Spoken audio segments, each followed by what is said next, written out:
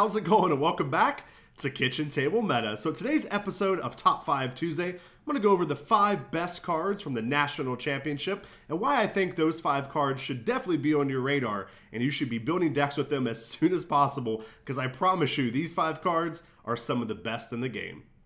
Coming at you with number 5. Alright guys, at number 5 we have Shenron, Figure of Majesty. Now this is the 4-cost Shenron from the Shenron starter deck, so if you don't have 4 of these already, get 2 of those starter decks and get these ASAP, because this card is absolutely absurd. Now what this card does is it has permanent, this card can attack, it has 20,000 power, and it says once per turn, sparking 5, you can draw a card and choose one of 3 things it can do. Now the first thing you can do is you can choose up to 2 of your energy, no color restrictions, and put those into active mode.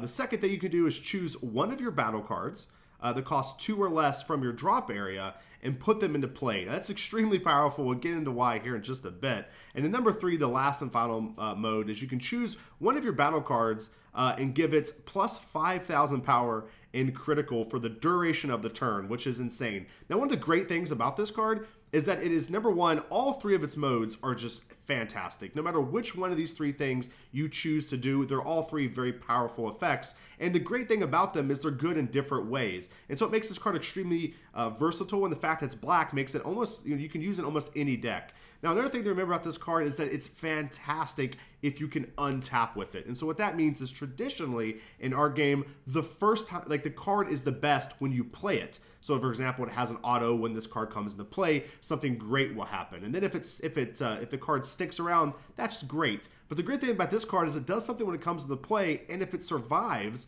then it's even better, right? It just gets even better. The longer it stays in the play, the more cards you draw off of it, the more activations you get off of it. It just gets better and better and better, which makes it a fantastic control card, or a card that's designed for slower decks. Now, real quick, I want to go over kind of the things that I think each one of these modes are great for. Now, the Untap 2 that lets you choose 2 of your energy, put in active mode. This is great for Soul Striker decks, Golden Frieza decks. I've even seen it being utilized in Hercule decks. As any deck that wants to have open energy, it's a fantastic, very versatile mode, and it's the fact that you'll probably see most players use most of the time.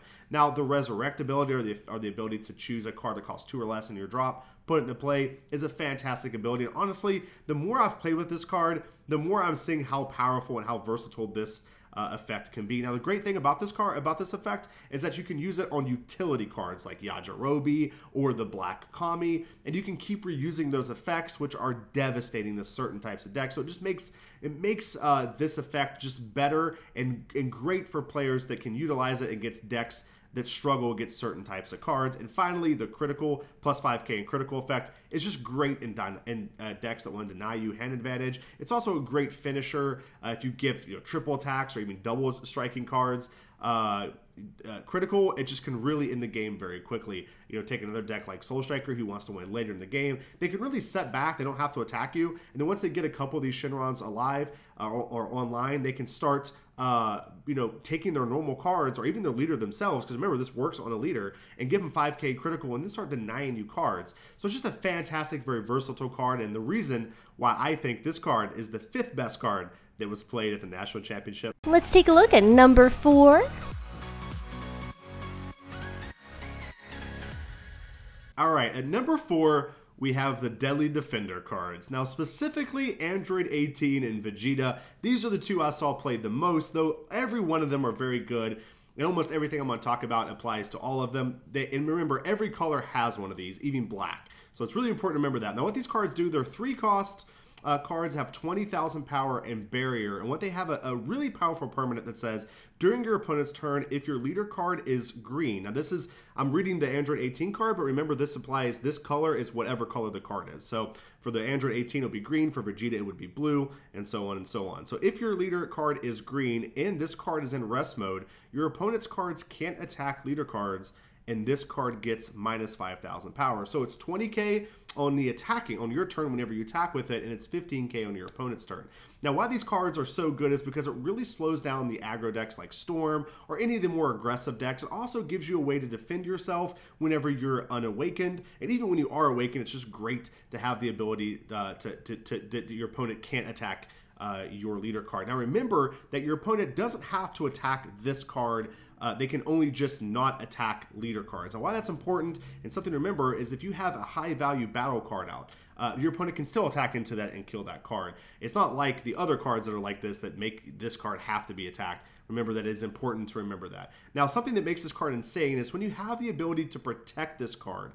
So if you have the ability to play this out and then with open energy available and then protect the card with that open energy, it makes these cards over the top. It really takes them to the next level. And it's why Android 18 is on this list as I think the best early defender, because in the Android leader deck, you can play this card on 2. So on 3, you can play this card on 2, have an open energy to protect it. And even if you're at 4 life, this card even goes up to 20k. So it's even easier to defend. This card is insane in Androids, but it's also really good in decks like Soul Striker, for example, where you can ready an energy after you play it, or even use cards like Zeno Button after this card has been played to ready your energy and then protect these cards. Now, my favorite card to pair with these cards, and honestly I think it's one of the best defensive combos in the game, is just putting King Vegeta Surprise Attack in your deck. Now, with that card and this card available, your opponent can attack into your leader. They, if this is the only available battle card, they have to attack into it. It turns this card into a 25,000 power defender with barrier, which just makes it almost impossible for them to get through. Oftentimes, if I have this card out and I use King Vegeta Surprise Attack on it, my opponent almost immediately just passes, right? They realize that their attacks are done. They have to give it a turn to go through. And then to make it even better is that King Vegeta Surprise Attack can easily be splashed into multiple decks, because you can run 4 King Vegeta Surprise Attack or run 4 Infernal Villainy Cell, which is the new pseudo super combos. Now you have those 8 cards in your deck. It's very easy just to play one of those cards as your energy, and then you have the ability to defend this. I just really think these daily defender cards are absolutely fantastic. Make sure you get your play sets, and I promise you that these cards will be shaping the meta for a long time to come. Moving on to number 3. All right, guys, at number 3, we have really surprising card to me, and that is Bad Ring Laser. Now, this is one of those cards that's been absolutely fantastic since it came out in set 1, but it's been one of those cards that kind of go under everyone's radar. It doesn't seem as powerful as it really is. Now, what this is a 1-cost, 1 yellow extra card that says counter. So you can play this card when someone counters, and it says place 1 yellow card from your hand in the drop area, negate the counter. Now, why this is so good is because our game has evolved into, being aggressive, or even a lot of decks like to just hurt themselves and awaken and get to 4 life extremely quickly so they can get the advantage of their leader's awaken side. Now, what that does is make a lot of decks start with 4 life. Well, I would say start with 4 life, but they get to 4 life very quickly, meaning they're very open to very aggressive in-game cards, especially once they get around 3 to 2 life. Now, what a lot of players will do is they'll get themselves to 2 or 3 life, and they'll set back behind a negate, right? And they'll be like, whatever you play, if you play this big scary negate, this big scary card, I'll just negate it, I'll survive, and then I can win the next turn.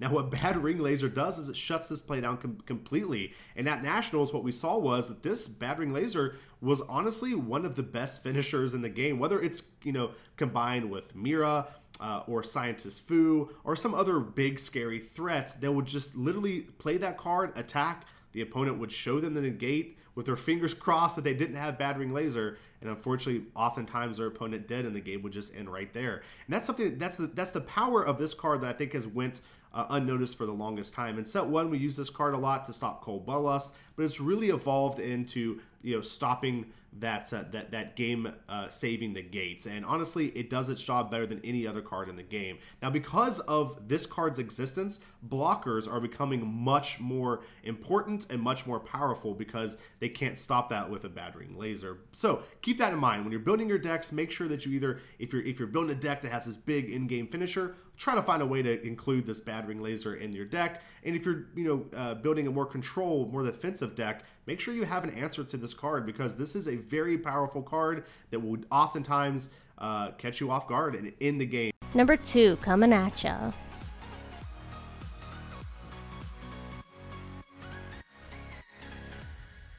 All right, guys, at number 2, we have one of my favorite cards, a card I've talked about ever since the game first released, and that is Senzu Bean. This has always been my kind of pet card. This is always the card I've talked to you guys, I've told you guys, I've preached, I've got my soapbox, play Senzu Beans in your deck, and we definitely are in the format currently where Senzu Bean is one of the best cards in the game. Now, the great thing about Senzu Bean is that it's a great offensive card and it's a great defensive card. That's always been the greatest thing about this card, and nothing, no format really sheds light on that like the current format we're in. This is a great card for Storm decks because they can use it to buff up their weaker cards and extend their turn, which is what that deck is all about. And it's really important on defense to surviving against these aggro decks. So we have tons of aggro decks in the format. We have Xeno Maidens, we have Shenron Veggies, we have Storm, of course, and Senzu Bean is definitely a pillar card in order to stave off all of their attacks. If you don't have this card to put on your leader, it's very, very tough to survive. Now, the good thing about this card, and something I kind of want to draw light to, I've seen a lot of people argue what this card is best at, either defending or attacking. And I want to kind of throw in my hat in the arena here and kind of talk about why I think this card is the best when used on defense. Now, remember, the 5k bonus that you get from this card is for the turn. So when you're using it on attack, unless you're using on like a dual attacker or a triple attacker, you're not going to get the full value out of the card. However, when you use this card on defense, either on your leader or on a daily defender type card or Vegito or whatever it may be, oftentimes you get the full benefit, right? You get that 5k the whole turn. It's consistently annoying for your opponent to have to deal with, right? It's a constant just 5k bonus. I've had games where I've played 2 of these in a turn, and my opponent just is like, okay, pass. I can't kill your leader. I'm done. I'm not going to keep attacking this. I'm not going to keep wasting resources. You've used 2 Senzu Bean. That's enough. Continue. Also, something to remember is I've seen a lot of players run 4 Senzu Bean in their deck, and they just charge 1 and use the other 3. That's a fine way to use this card as well. Even if you're running a mono yellow deck, just throw 4 of these in your deck, and I promise you'll see that there's certain situations where this card just let you get out of sticky situations that you have no business in doing that. For all these reasons and more, Senzu Bean is by far one of the best cards that were showcased at the National Championship. And honestly, get your playset of these if you haven't already. Make sure you're utilizing this card, because I promise you're going to see this card for a very, very long time. Finally, number 1.